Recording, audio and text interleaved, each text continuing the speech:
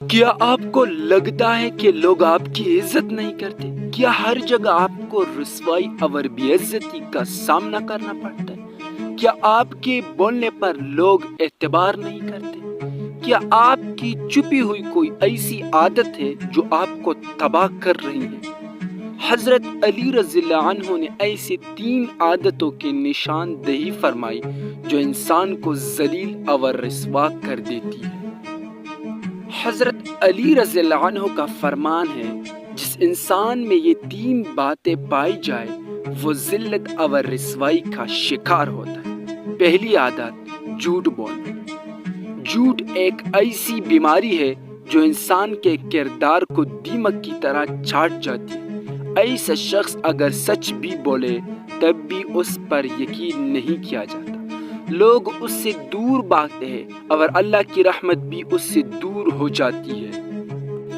دوسری عادت، امانت میں خیانت۔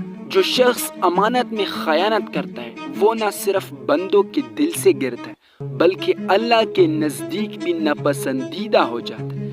ایسا شخص اگر نماز بھی پڑھتا ہو، روزی بھی رکھتا ہو، مگر اس کی خیانت اس کے اعمال کو برباد کر دیتی ہے۔ تیسری عادت، بد زبانی۔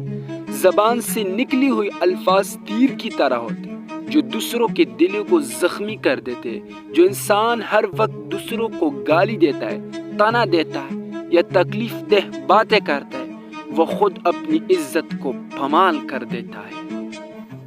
اگر آپ چاہتے ہیں کہ لوگ آپ کی عزت کریں، امانت کو نبھانا سیکھیں اور اپنی زبان کو میٹھا بنائیں۔ یاد رکھیں، عزت اللہ دیتا ہے مگر عادتیں ہماری بنائی ہوئی ہوتی ہے۔